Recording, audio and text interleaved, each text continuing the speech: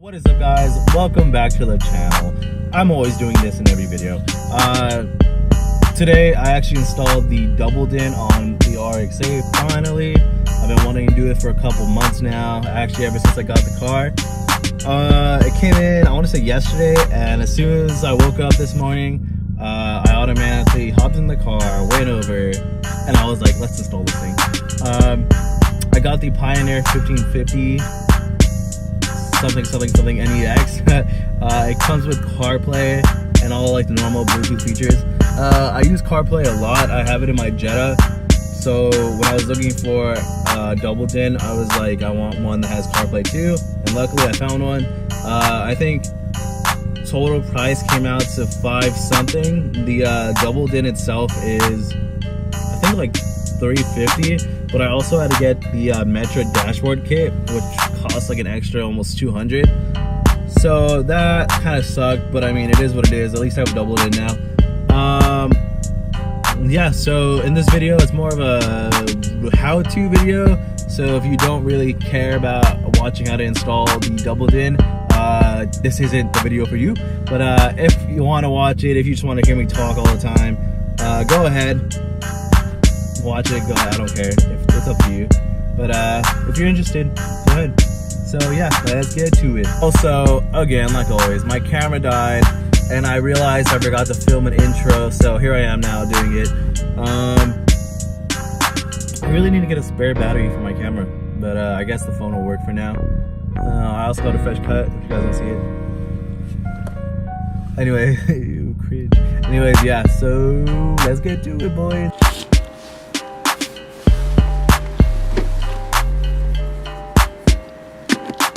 So first, you probably just want to get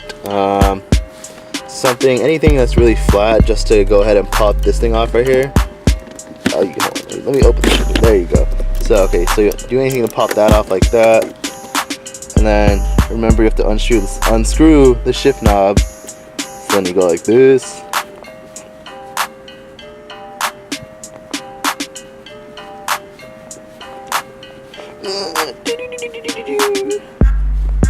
Almost there, guys. Hold on, almost there.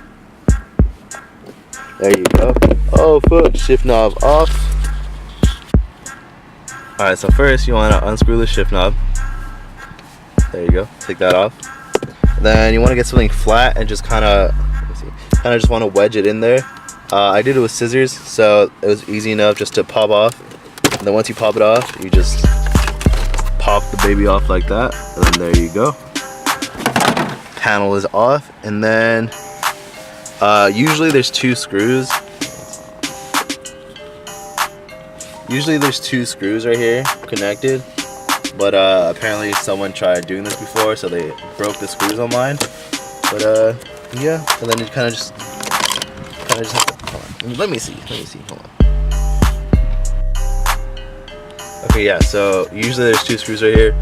Mine aren't there anymore for some reason, so you kind of just want to like get it and then like jimmy it out and then just pull it like that, and then it should come out. And then on the back you are going to see that there are connectors for the cigarette lighter and also the mini cigarette or light. So go ahead and clip those off once you have that off, and that's the second part of the video.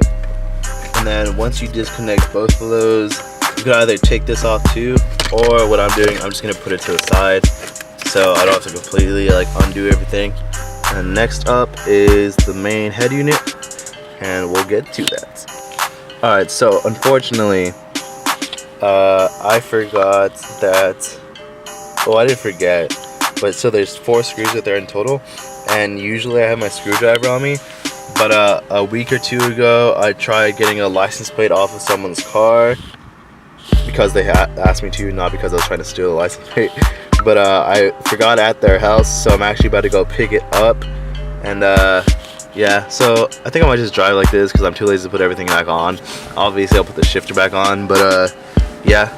So minor step back, but we're on our way right now, so we'll catch back with y'all later. Alright, so everything's back on, but so I texted her and asked her if my screwdriver was at her house still. And then she said she couldn't find it, so unfortunately I have to go buy a new one. And I just bought that one like not even like a couple weeks ago. So make sure you guys always have the proper tools before doing an install. Alright guys, we are back. Finally got some tools. I ended up stopping at AutoZone and just picked up this thing because I was like, you know, why not? Might need some extra shit. Might need some extra stuff later. So I went ahead and picked that up, and alright, let's get to it. Hopefully there's no more setbacks. Oh yeah, also had to get the Starbucks run, you already know. And yeah, let's get this thing going. Alright, so like I said before, you just unscrew the shift knob. Come on,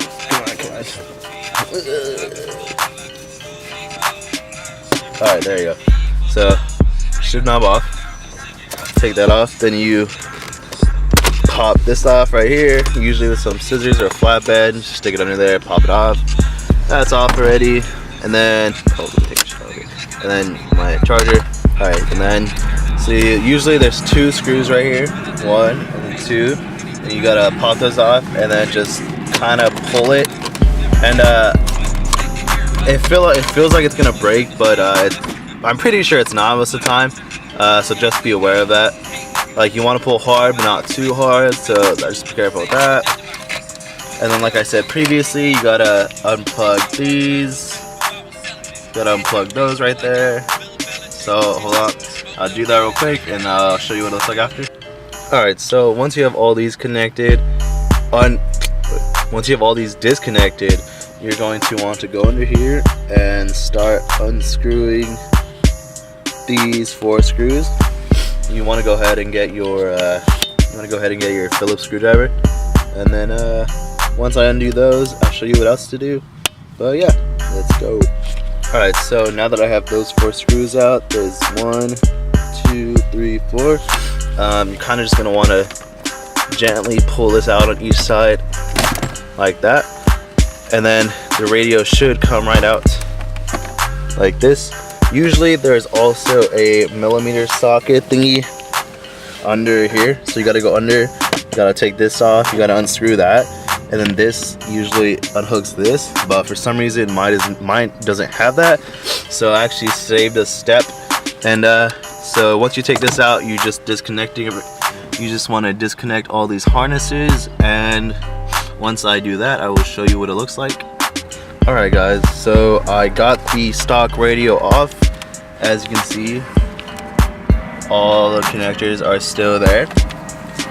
So once I flip on the back, so there's going to be one right here that you unplug, another one right here that you unplug, another one right here that you unplug, and then also right here for the AC control units. Eventually you have to unscrew these, or unscrew some of the screws on here, so you could actually remove the AC controls and put them onto the new radio. So next I'm going to be doing that. But one thing with these clips is, so I had a hard time finding like where the little tabs were to pop them off. So on these bottom two, so on these bottom two, there's one right here. So you want to pinch like that. The second one, same thing, you want to pinch like that. For this one, it's kind of hard to reach back in the radio with your hands, so you might want to get a screwdriver and just push this part in right here, like kind of like wedge it in there. Like, hold on, let me see, let me give you an example. Alright, so you want to take your screwdriver and just wedge it in there like that, and then just kind of wiggle it out, and then once you get it, push the other way, and then it'll pop right off. And then for this one, same thing too, just clip it like that. And yeah, those are all the connectors on the stock radio. Alright guys, so once you have the stock radio out, there's going to be screws along the border of the AC unit, or the back of the AC unit. So you're going to want to unscrew those, and there's also some in this corner right here. So once you do that, it should come off and end up looking like this. And then once you take that off, there's going to be more screws to remove. Let me focus it. So there's going to be one right here, another one right there, one right there, another one right there, and then you're gonna want to flip this over and get the 2 remaining screws, one right there and one right there. And then once you do that, you're gonna want to unclip these, and then the back should come off like this, and we are going to reuse this on the new radio. Alright guys, so here is the new dash piece for the new radio. It's called the Metra kit, and I got it from Crutchfield Online. It's a huge radio store, so shout out to them for helping me get it. But one thing you're gonna want to do on the stock part is, let me try to flip this real quick. All right, there you go. So you're gonna try to want to cut these 2 top things off right here. On the old radio, they helped screw it into the dashboard, but since the new radio won't be needing these, you have to cut these off in order to fit the new radio inside. So I'm gonna do that. Hopefully I can try to cut it with scissors. If not, I might just break it off. I don't know, we'll see what happens. Alright guys, good news. I was able to cut it off with scissors, as you can see. I mean, it's not a perfect cut, but it does the job. So yeah, you don't really need a cutter or anything. I mean, if you care about having a clear cut, then sure, go ahead and use a cutter. But if not, a pair of scissors will work perfectly fine. Alright, on to the next step. Alright guys, so I kind of skipped ahead and kind of pre-did this myself. But so the Metra kit comes with all these extensions, as you can see. It comes with one for the fan, one for the temperature, and then another for the hazards. So those all come with the car. The one thing I forgot to show you guys is you have to remove this from the stock dashboard, which is pretty easy. You just have to unscrew. One second. So you just have to unscrew each of those clips, and then it should come right off.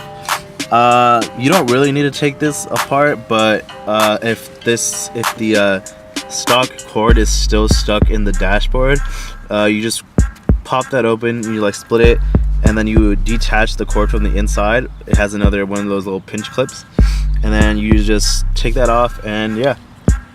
So like I said before, the main piece is from the stock radio, so you remove that, you screw that back in. The extensions come with the Metra kit, and then once you put the kits on, you just put all the extensions on, and that is it for the dash cover kit. Oh, and one thing I forgot to mention, so with these two, with the fan and the temperature, you're going to want to label them, because the Metra kit comes with like a little motherboard thingy, and if you plug the wrong ones into the wrong ports, it'll actually make the motherboard stop working completely. So just be careful with that. You might want to mark it. I cut the tag off on one of them so I know which one's which.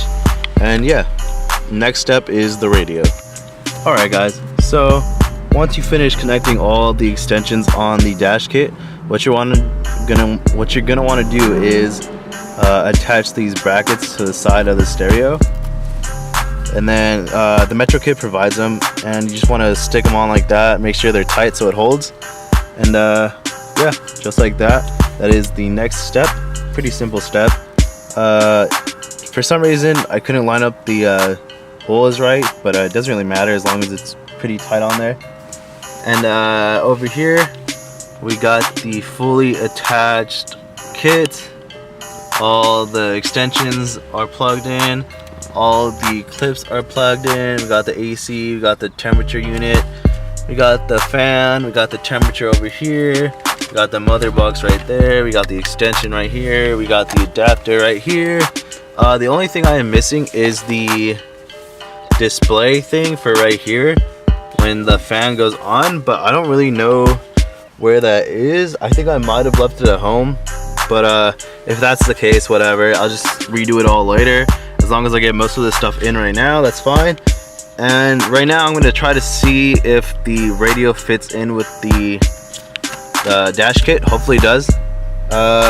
because I've seen a lot of people do it and then they have a little gap right here, but my radio has already been like tampered with by the previous owner, so hopefully for some reason it'll fit perfectly. I don't know if that makes sense or not, but yeah.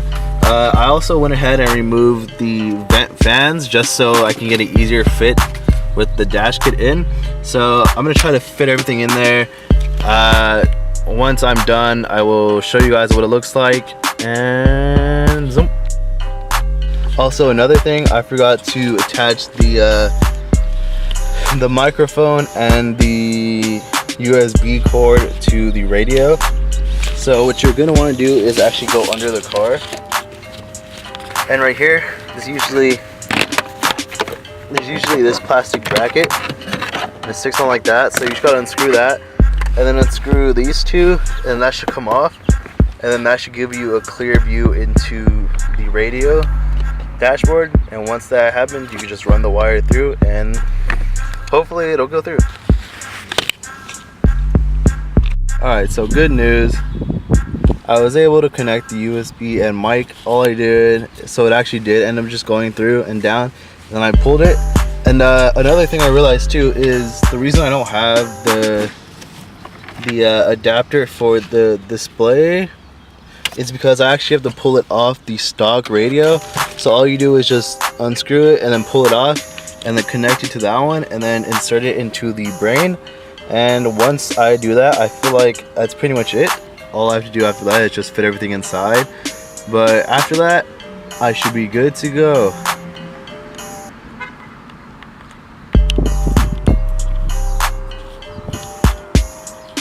Alright guys, so I was right. So the wire,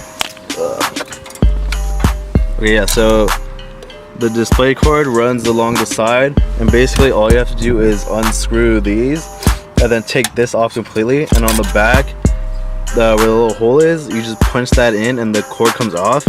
And I'm not sure if these actually came on the radio or not, because as I said, the previous owner actually did stuff with the radio.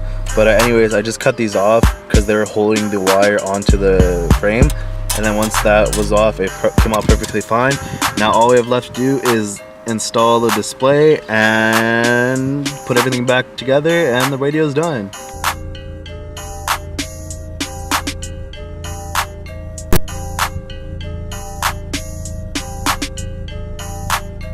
Then maybe in a future video, if people are interested, or if I get questions, I'll do a review of the Doubleton in the near future. If not, if I don't get any questions about it, or like no one's into it or whatever, I won't do it, but that's always a possibility. And yeah.